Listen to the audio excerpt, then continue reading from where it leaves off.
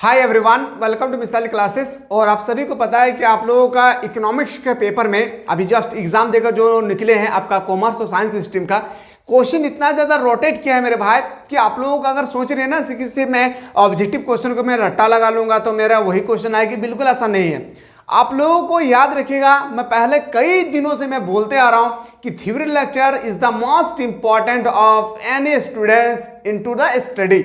मैं बोल चुका हूं कि थ्योरी लेक्चर इतना महत्वपूर्ण है जितना स्टूडेंट्स सोच नहीं सकते हैं, क्योंकि थ्योरी लेक्चर जो होती है ना एक ऐसा टॉपिक है मेरे भाई कि अगर आप अच्छी तरह से पढ़ लेने के बाद समझ में आ गया होगा आपका उस टॉपिक के अंदर से कहीं से भी कैसा भी क्वेश्चन ऑब्जेक्टिव का क्यों ना पूछा जाए आप इजीली से उसको सॉल्व कर सकते हैं।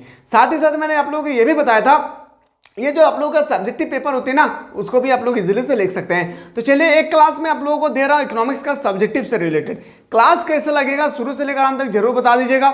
मैं चाह रहा हूं ना कि एकदम सिंपल भाषा में मैं आप लोगों को क्वेश्चन प्रोवाइड करने की कोशिश करूंगा। और आज ही के दिन में हम लोग डिस्कस करेंगे नाइट के समय ऑब्जेक्टिव क्वेश्चन। ऑब्जेक्टिव क्वेश्चन के लिए हमारे टीम ने आप लोगों के लिए बहुत मेहनत किए हैं, जहां पे न्यूमेरिकल का क्वेश्चन में बताऊंगा। दोनों बुक आपका जो इसमें समष्टि और व्यष्टि अर्थशास्त्र है दोनों ही बुक को निचोड़ कर जितना भी ऑब्जेक्टिव क्वेश्चन मेरे अकॉर्डिंग इंपॉर्टेंट बनेगी मैं आप लोगों को प्रोवाइड करने की कोशिश करूंगा। फाइनली एक क्लास में डेमो दे रहा हूं आप लोगों का सब्जेक्टिव का कि अगर आप लोगों का सब्जेक्टिव मेरा पढ़ाने का स्टाइल, मेरा समझाने का तरीका, मेरा क्वेश्चन का लेवल अगर आप लोगों को अच्छा लगा तो एक बार कमेंट कीजिएगा, नहीं तो आप अपने से स्टडी कर लेंगे। ठीक है, चलिए सर। और मैं वो क्वेश्चन प्रोवाइड कर रहा हूं जो बार बार पूछे जाते थे। एकदम एक एक क्वेश्चन को एकदम बिंदास पूर्वक देखना है, पढ़ाई को कोई हार्डली नहीं समझना है। ठीक है, अर्थव्यवस्था की किन्हीं दो केंद्रीय समस्या बताए। देखिए अर्थव्यवस्था का मतलब होता है इकोनॉमिक्स। इकोनॉमिक्स का दो मेन आपका प्रॉब्लम बताना, कॉजेस बताना क्या समस्या है। पहला समस्या सर, पहले आपको लिखना होगा किसी अर्थव्यवस्था की दो केंद्रीय समस्या निम्न है, आपको पहले लिखना ही होगा।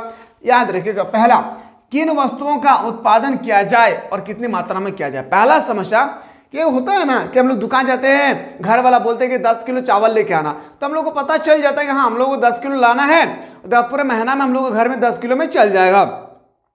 तो दुकानदार को भी पता चल जाता है कि 10 किलो करके अगर इसके घर में जा रहा है तो इस तरह से हमारे गांव पे 15 का व्यक्ति है, अगर मान लेते सबका ऑन एवरेज देखा जाए तो मेरी दुकान पे पूरे साल भर में नहीं पूरे महीना में 1 क्विंटल आपका बिक्री हो रहा है चावल का। तो ये दुकानदार क्या करेंगे, अगले दुकानदार जहां से लाते हैं उनको बताएंगे कि मुझे 1 क्विंटल का चावल की आवश्यकता है हमारे दुकान के रिक्वायरमेंट में, और वो जहां से लाते थे उनको जाकर कहेंगे। तो इस तरह से क्वेश्चन पैदा हो रही है कि कितना मात्रा में उत्पादन करें, कितना मात्रा में उत्पादन करें। लेकिन इसका सबसे बड़ा प्रॉब्लम यही है कि किन वस्तुओं को उत्पादन करें, यही पता नहीं है कि किन वस्तुओं को उत्पादन करें और कितनी मात्रा में करें और कितना अमाउंट में करें, यह भी उन लोगों को पता नहीं है। पॉइंट 2 पे आते हैं सर, कैसे उत्पादन किया जाए। दूसरा पॉइंट आती है कि कैसे हम लोग उत्पादन करें। दूसरा पॉइंट सबसे मेन इंपॉर्टेंट होती है कि कैसे उत्पादन करें। उत्पादन करने के लिए तो औजार चाहिए ना मेरे भाई, औजार कहां से लाएंगे। दूसरा पॉइंट, दो क्वेश्चन को एकदम कंट्रास्ट कर लीजिएगा ऑब्जेक्टिव सब्जेक्टिव दोनों के लिए। किन वस्तुओं का उत्पादन किया जाए और कितना मात्रा में, कैसे उत्पादन किया जाए, समझ में आ गया। चलिए सर अगला क्वेश्चन पे आते हैं। ये सब क्वेश्चन आपके पेपर में 2-2 मार्क्स का है। ठीक है, कुल उत्पादन से आप क्या समझते हो। कुल का मतलब टोटल प्रोडक्ट होता है, यस या नो। उत्पत्ति के साधनों का प्रयोग करके कुल उत्पाद एक निश्चित समय में उत्पादित वस्तुओं की कुल मात्रा से है। बल एकदम आपको सिंपल से लिखना है क्या कि उत्पत्ति के साधनों का प्रयोग करके कुल उत्पाद एक निश्चित समय में उत्पादित वस्तुओं की कुल मात्रा से है। ठीक है, समझ में आ गया होगा। एकदम सिंपल भाषा में आपको लिखना है। जितना ज्यादा हो सके एकदम इस वीडियो को शेयर करें जो भी स्टूडेंट्स इकोनॉमिक्स लेकर स्टडी कर रहे हैं। पॉइंट नंबर 3 मतलब क्वेश्चन नंबर 3, अर्थशास्त्र की दो व्यावसायिक शाखाओं का नाम बताएं। तो अर्थशास्त्र का ना 2 ही टाइप होता है, एक व्यष्टि और एक समष्टि, माइक्रो और मिक्रो। तो बोल सकते हैं सर व्यष्टि अर्थशास्त्र, समष्टि अर्थशास्त्र। आज ही के वीडियो में मैं आप लोगों को डिस्कस करवाने की कोशिश करूंगा कि अर्थव्यवस्था जो है 2 टाइप की होती है, समष्टि और व्यष्टि। समष्टि अर्थशास्त्र किसे कहते हैं, व्यष्टि अर्थशास्त्र क्या किसे कहते हैं, इन दोनों में क्या डिफरेंट है वो भी मैं आपको बेहतरीन तरीके से बताने की कोशिश करूंगा। ठीक है, चलिए अगला क्वेश्चन पे आते हैं। एडम स्मिथ द्वारा रचित पुस्तक का नाम बताएं। ये भी क्वेश्चन आपके पेपर में 2 मार्क्स का आएगा। An inquiry into the nature and causes of wealth of nation. ये आप लोगों का किसने लिखा है, एडम स्मिथ ने, जिसको हम लोग बोलते हैं इकोनॉमिक्स का फादर ऑफ इकोनॉमिक्स कहते हैं, उन्होंने लिखा है an inquiry into the nature and causes of wealth of nation. ठीक है, आते हैं सर अगला क्वेश्चन पे, आर्थिक क्रिया को स्पष्ट करें। आपको पूछा गया है कि आर्थिक क्रिया को हम लोग को स्पष्ट करना है। समझिएगा सर, आर्थिक क्रियाएं क्या होती है। आर्थिक क्रियाओं का संबंध किसका, आर्थिक क्रियाओं का संबंध उन सभी क्रियाओं से है। आर्थिक क्रियाओं का संबंध उन सभी क्रियाओं से है जो मानवीय आवश्यकताओं की संतुष्टि के लिए सीमित साधनों जिनका वैकल्पिक प्रयोग होता है, हो सकता है, उसके का उपयोग करते हैं। आर्थिक क्रिया का मतलब मैं साधारण सा भाषा में बता रहा हूं, एकदम देहाती लैंग्वेज में। क्या देहाती लैंग्वेज में बता रहा हूं, किसी भी चीज का हमें रिक्वायरमेंट है। मान लेते हैं कि मेरे घर में 10 किलो चावल की आवश्यकता है और हमें 10 किलो चावल कहीं से मिल गया, याद रखिएगा इसी को हम लोग आर्थिक क्रिया कहते हैं। हमारी आवश्यकता पूर्ति हो गई, याद रखिएगा, तो इसी को हम लोग बोलते हैं आर्थिक क्रिया। समझिएगा, आर्थिक क्रियाओं का संबंध उन सभी क्रियाओं से है। आर्थिक क्रियाओं का संबंध उन सभी क्रियाओं से है जो मानवीय आवश्यकताओं की संतुष्टि के लिए सीमित साधनों जिनका वैकल्पिक प्रयोग हो सकता है, जिनका हम लोग वैकल्पिक प्रयोग हो सकता है, याद रखिए उसी को हम लोग कहते हैं क्या, तो याद रखिए एक बात को, उसी का उपयोग को हम लोग कहते हैं आर्थिक क्रिया। क्या आज के बाद अगर आपके पेपर में आ जाए आर्थिक क्रिया के बारे में, तो हम उम्मीद कर सकते हैं कि आप लोग कर लेंगे। एक बार डन कर दीजिएगा अगर आप लोगों को क्लास समझ में आ रहा होगा, क्योंकि इसके अलावा मेरे पास भरपूर क्वेश्चन है। मैं चाह रहा हूं ना मेरे भाई कि आप लोगों को एग्जाम हॉल घुसने से पहले मैं सारा सब्जेक्टिव और ऑब्जेक्टिव को निचोड़ कर दूंगा, तैयारी करवा दूंगा। क्योंकि देखिए एग्जाम में ना, अगर मैं इकोनॉमिक्स के पेपर की मैं बात करूं तो बिल्कुल और सब्जेक्ट से ये बिल्कुल हट के है। क्योंकि अगर मैं बात करूं आर्ट्स स्टूडेंट्स का, तो सबसे ज्यादा स्टूडेंट्स 95+ स्टूडेंट्स जो फेल होता है वो इकोनॉमिक्स के पेपर में, 95%। ये सर्वे है एक तरह का, ठीक है। अगर मान लेते कोई, मैं नहीं बोल रहा हूं कि फेल होता है, मैं बोल रहा हूं कि अगर कोई ऐसे स्टूडेंट्स है, मान लेते कि 1000 व्यक्ति ने एग्जाम दिया है और वो उनमें से 5 स्टूडेंट्स ने इकोनॉमिक्स लिया है और वो, याद रखिए, उन 1000 में से कोई फेल हुआ है, तो आपको थोड़ा सा समझ जाना चाहिए कि जो इकोनॉमिक्स लिया है वो फेल होगा। जरूरी नहीं है, लेकिन हो सकता है कि इकोनॉमिक्स में ही फेल हुआ, क्योंकि इकोनॉमिक्स का लैंग्वेज बिल्कुल अलग है। हिस्ट्री क्या था, भर देते थे। पॉलिटिकल क्या है, भर देते थे। ज्योग्राफी क्या है, भर देते थे।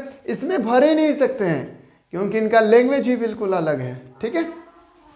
व्यष्टि अर्थशास्त्र में व्यक्तिगत स्तर पर आर्थिक समस्या का अध्ययन किया जाता है। मैं जैसा लिखा रहा हूं इसी तरह से आपको लिखना है, मैं जिस तरह से बोल रहा हूं इसी तरह से आपको लिखना है। व्यष्टि अर्थशास्त्र में व्यक्तिगत स्तर पर आर्थिक समस्या का अध्ययन किया जाता है। किसका, आर्थिक समस्या का अध्ययन किया जाता है। जैसे एक उपभोक्ता, एक उत्पादक, एक फर्म। जब भी एक की बारी आए, जैसे कहीं, क्योंकि इस बार जो अभी एग्जाम हुआ है आपका कॉमर्स और साइंस वालों का, उसमें एक क्वेश्चन था, इन तीनों ऑप्शन था और एक ऑप्शन में कोई और था, शायद राष्ट्रीय आय था। क्या था, राष्ट्रीय आय। और वहां पे लिखा था कि एक उपभोक्ता, पहला ऑप्शन में था एक उपभोक्ता, दूसरा में एक उत्पादक, तीसरा में एक फर्म, एक चौथा में था राष्ट्रीय आय। इनमें से कौन व्यष्टि अर्थशास्त्र के अंतर्गत नहीं आता है, तो आपको पता होगा तभी तो सही कर सकते हैं।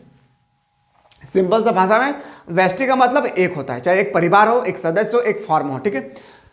समष्टि अर्थशास्त्र में संपूर्ण अर्थव्यवस्था की आर्थिक इकाइयों का अध्ययन होता है। समष्टि अर्थव्यवस्था में सभी का अध्ययन होता है। नेशनल इनकम, जैसे राष्ट्रीय आय, पूरे भारत का आय, कीमत स्तर, समग्र मांग तथा समग्र पूर्ति, ये याद रखिएगा, ये होता है सर हम लोग का समष्टि अर्थशास्त्र, याद रखिएगा।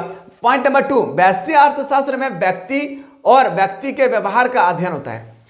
व्यष्टि अर्थशास्त्र में व्यक्ति यानी मैं और व्यक्ति के बिहेवियर मतलब समझ में आ रहा है ना, रहन सहन वगैरह, व्यक्ति और व्यक्ति के व्यवहार के बारे में अध्ययन होता है व्यष्टि अर्थशास्त्र में। व्यष्टि अर्थशास्त्र में किसका अध्ययन होता है, व्यक्ति और व्यक्ति के व्यवहार का अध्ययन किया जाता है। मैं अगर लेके चलूं समष्टि में, तो समष्टि में समाज और समाज के व्यवहार का अध्ययन होता है।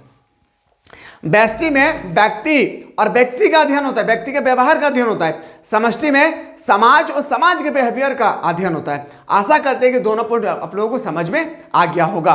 पॉइंट नंबर 3, इसका उद्देश्य साधनों के कुल बंटवारे से संबंधित सिद्धांतों और समस्याओं एवं नीतियों का अध्ययन करना है।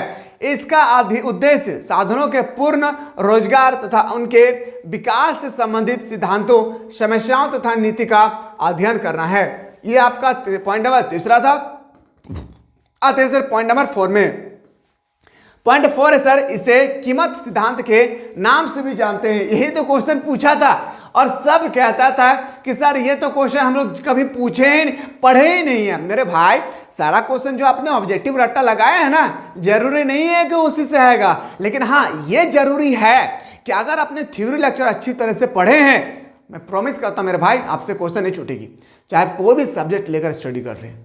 थ्योरी लेक्चर बहुत इंपॉर्टेंट है, याद रखिएगा, ठीक है।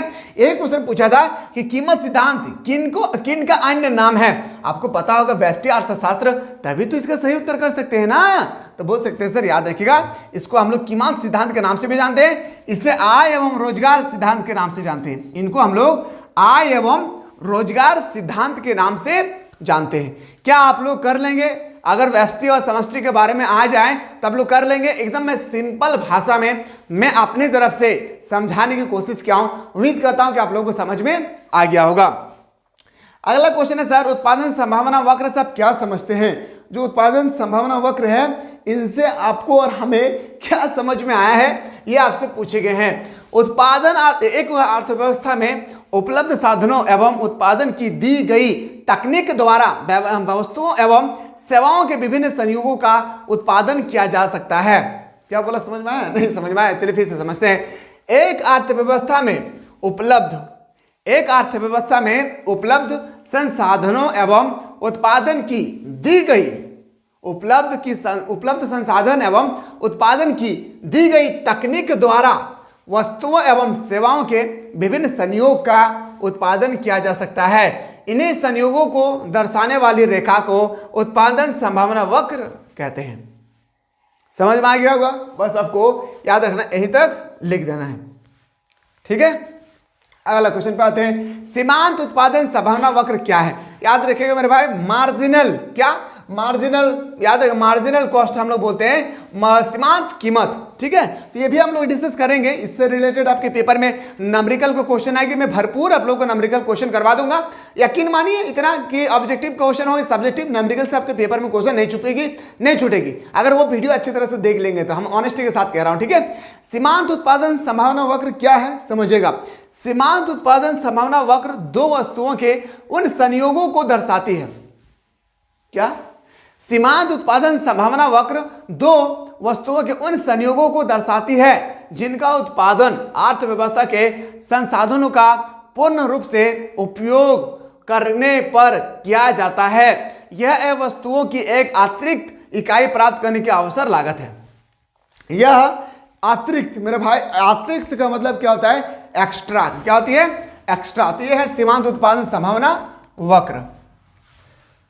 अवसर लागत से आप क्या समझते हैं? इतना बड़ा नहीं लिखना है, लेकिन मैं समझा दे रहा हूं। अवसर का मतलब होता है ना, एचआरए तुमको हम अवसर दिए हैं, जाओ तुमको हम चांस दिए हैं, तुम एक बार कुछ कर लो, जाओ तुमको और एक चांस दे दिए हैं। बोलते हैं ना तुम गलती कर लिया है, तुमको और एक चांस मैं दे देता हूं, जाओ तुम एक बार फिर से सुधर जाओ, बोलता है ना यही। तो वही आपसे यहाँ पे पूछा गया अवसर लागत से आप क्या समझते हैं?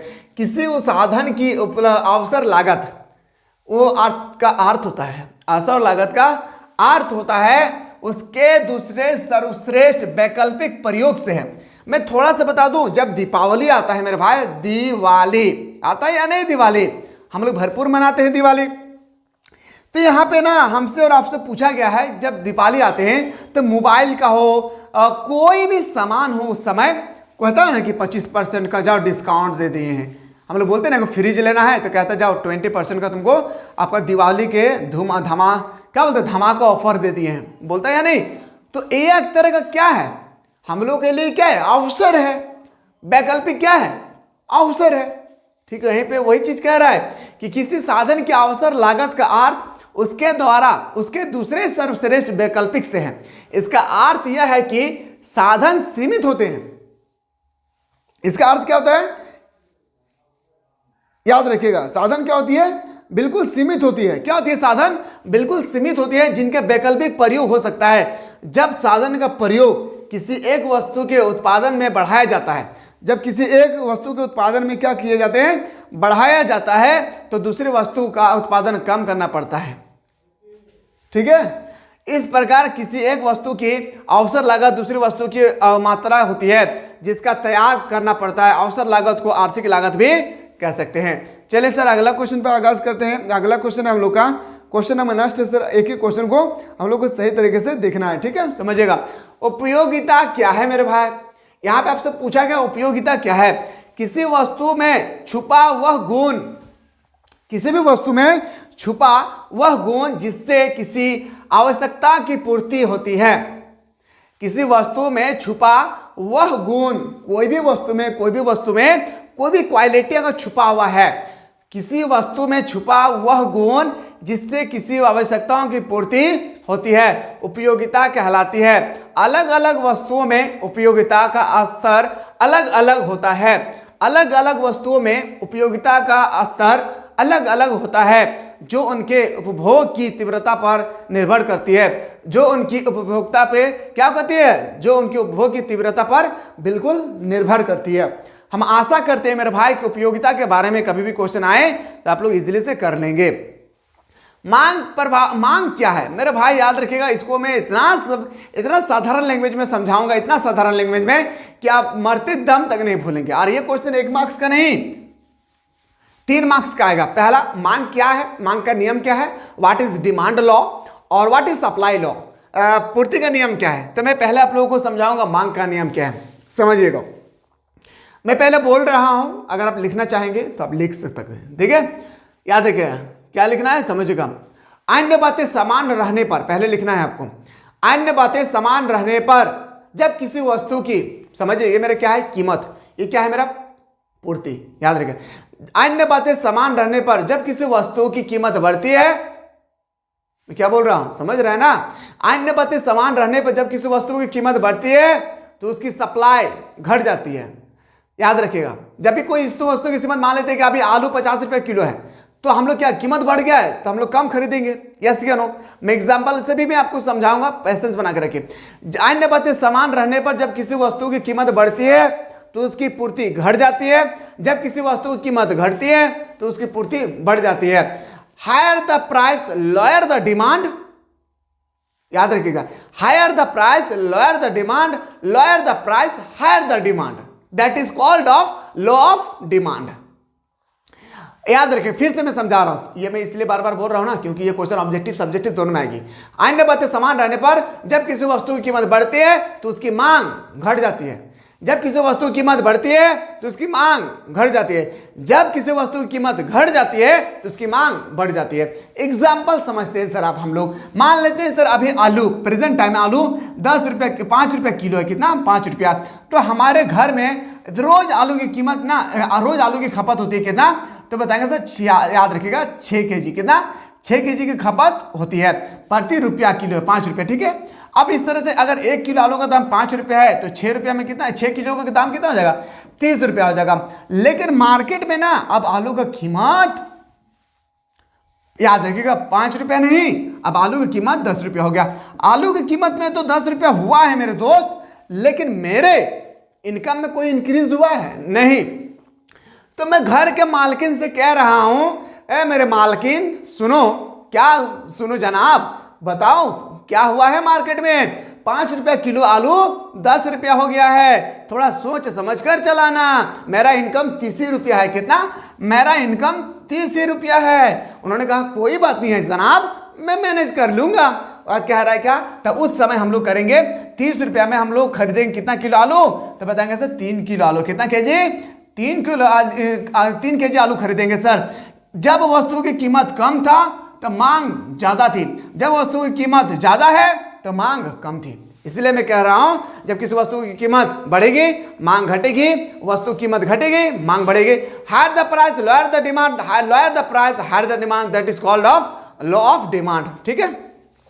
आशा करते हैं समझ में आ गया होगा, इतना सिंपल बताया फिर भी नहीं समझ में आ गया तो फिर मैं क्या कर सकता हूं, बताइए। मांग का फलन क्या है, मांग का फलन किसी वस्तु की मांगी गई मात्रा तथा उसके विभिन्न निर्धारण तत्वों के बीच के फलनात्मक संबंध को व्यक्त करता है, अर्थात किसी वस्तु की मांग को प्रभावित करने वाले तत्वों को व्यक्त करता है। यह है सर मांग का नियम। अगला क्वेश्चन पे आते हैं सर, सामान्य वस्तु से आप क्या समझते हैं। सामान्य वस्तु, जब उपभोक्ता की आय में वृद्धि होने पर वस्तु की मांग में वृद्धि होती है। जब उपभोक्ता की आय में वृद्धि होती है तो वस्तु की मांग में भी वृद्धि होती है एवं उपभोक्ता की आय में भी कमी होती है। पहला बात, जब उपभोक्ता की आय में वृद्धि होती है, मेरे बात को समझिए, जब किसी वस्तु के उपभोक्ता की आय में वृद्धि होती है तो मांग में भी वृद्धि होती है। कमाई ज्यादा कर रहे हैं तो डिमांड भी ज्यादा करेंगे। कमाई कम हो रही है, डिमांड भी कम करेंगे। समझ में आ रहा है क्या मैं बोल रहा हूं? ज्यादा कमाएंगे ज्यादा खाएंगे, कम कमाएंगे कम खाएंगे। वहां पे यही चीज कह रहा है, जब उपभोक्ता की आय में वृद्धि होने पर वस्तु की मांग में वृद्धि होती है एवं उपभोक्ता की आय में कमी होने से वस्तु की मांग में कमी होती है, तो ऐसे वस्तु को सामान्य वस्तु कहा जाता है। ऐसे वस्तु को हम लोग सामान्य वस्तु कहते हैं। इस प्रकार यदि वस्तु सामान्य हो तो उपभोक्ता की आय एवं वस्तु की मांग के बीच धनात्मक संबंध होता है सर। उदाहरण चावल, मांग हम लोग का अगर इनकम ज्यादा होगी चावल भी ज्यादा खाएंगे। मांग अगर मान लेते हैं कि अब मेरा इनकम घट गया है, चावल को हम लोग कम कर देंगे, गेहूं को हम लोग कम कर देंगे। पहले 5 गो रोटी खाते थे, अब 2 गो रोटी खाएंगे। चलिए समझ में आ गया, आशा करते हैं। आते सर घटिया वस्तु क्या है, यह क्वेश्चन पूछा गया था उन लोगों से कि घटिया वस्तु किसे कहते हैं। उन लोगों से यह क्वेश्चन पूछा गया था कि घटिया वस्तु किन्हें कहते हैं। समझिएगा, जब उपभोक्ता की आय में वृद्धि होने पर क्या होती है, जब उपभोक्ता की आय में वृद्धि होने पर वस्तु की मांग में कमी होती है। मोबाइल स्विच ऑफ क्यों हो गया मेरे भाई? स्विच ऑफ कैसे हो गया? जब उपभोक्ता की आय में वृद्धि होने पर वस्तु की मांग में कमी होती है तथा उपभोक्ता की आय में कमी होने पर वस्तु की मांग में वृद्धि होती है, ऑपोजिट, तो ऐसे वस्तु को घटिया वस्तु कहते हैं। उदाहरण मोटा कपड़ा, मोटा अनाज। इसको थोड़ा सा देख लीजिएगा, ठीक है। अगर मांग, मेरा आय अगर ज्यादा होगी, मेरा कमाने का सोर्स अगर ज्यादा होगा तो मांग को कम कर देंगे। अगर आय कम हो रही है तो मांग को बढ़ा देंगे, तो बोलेंगे सर उसको हम लोग घटिया वस्तु कहते हैं। चलिए सर, आशा करते हैं कि आप लोगों को मेरे टूटी फूटी भाषाओं से मैं जो एक्सप्लेन कर रहा हूं वो आप लोगों को बेहतरीन तरीके से समझ में आ रहा होगा। ये मैं उम्मीद कर सकता हूं ना मेरे भाई। ये क्वेश्चन आएगा आपके पेपर में 1-2 मार्क्स का नहीं, 5 मार्क्स का आएगा ये क्वेश्चन। कौन सा क्वेश्चन सर? ये क्वेश्चन आपके पेपर में 5 मार्क्स का है। कितने मार्क्स का? 5 मार्क्स का, ठीक है। तो इसको भी हम लोग यहाँ से बेहतरीन तरीके से देख रहे हैं, समझिएगा। एक बार मैं बता दूं आप लोगों को, जो मैं क्लास आप लोगों को मैं दे रहा हूँ, समझिएगा, जो बेहतरीन तरीके से मैं अपने तरफ से सब्जेक्टिव के बारे में जो आप लोगों को एक्सप्लेन कर रहा हूँ, एक बार ना आप लोग एक बार जरूर कमेंट बॉक्स में जरूर आपको कमेंट करें कि जो मैं एक्सप्लेन कर रहा हूं वो आप लोगों को समझ में आ रहा है या नहीं, ताकि मुझे तो पता चलेगा ना कि मैं सिर्फ चिल्ला रहा हूं या आप लोगों को समझ में भी आ रहा है। जब कोई व्यक्ति काम करता है तो उनको प्रॉफिट होना चाहिए, काम के बदले पैसा मिलना चाहिए। तो मैं आप लोगों के लिए भी काम कर रहा हूं तो आप लोगों को तो प्रॉफिट होना चाहिए ना, तो प्रॉफिट हो रहा है या नहीं ये जरूर बताइएगा। साथ ही साथ अपने यूट्यूब चैनल को ओपन करना है। अभी जो मैं बोल रहा हूं वो कीजिएगा। सबसे पहले आपको अपने यूट्यूब चैनल को ओपन करना है। यूट्यूब चैनल को जैसे आप ओपन करेंगे, मिसाइल क्लासेस को सर्च कर लेना है। क्या करना है याद रखिएगा मेरे भाई, क्या करना है मेरे भाई समझिएगा। मिसाइल क्लासेस को आप लोगों को क्या करना है, सर्च कर लेना है। क्या करना है मेरे दोस्त, याद रखिएगा, मैं जो बोल रहा हूं उसको ध्यान से समझिएगा। क्या करना है, मिसाइल क्लासेस को पहले आपको देखना है। और यहां पे मैं एक क्लास आप लोगों को बेहतरीन तरीके से प्रोवाइड किया हूं। क्या कहा मेरे भाई, बहुत बेहतरीन तरीके से आज ही के क्लास में, मतलब आज ही के दिन में मैं इतना बेहतरीन तरीके से क्वेश्चन आप लोगों को प्रोवाइड किया हूं कि इसी प्रकार से आपके पेपर में क्वेश्चन आ रही है 17 फरवरी को इकोनॉमिक्स से रिलेटेड। ऐसा ही क्वेश्चन आएंगे जिस तरह से आपको यहां पे दिख रहा है। तो इस क्लास को बिल्कुल आप लोग मिस ना करें, क्योंकि पैटर्न में बिल्कुल आप लोगों को बदलाव हुआ है। पैटर्न में आप लोग इकोनॉमिक्स के पैटर्न में काफी ज्यादा बदलाव किए गए हैं। तो एक बार आप लोग अच्छी तरह से क्लास को देख लिए, कैसा रिस्पॉन्स रहा है एक बार जरूर बताइएगा। नेक्स्ट क्लास में ऑब्जेक्टिव चाहिए या सब्जेक्टिव जरूर बता दीजिए। मिलते हैं इसी तरह से नेक्स्ट वीडियो में।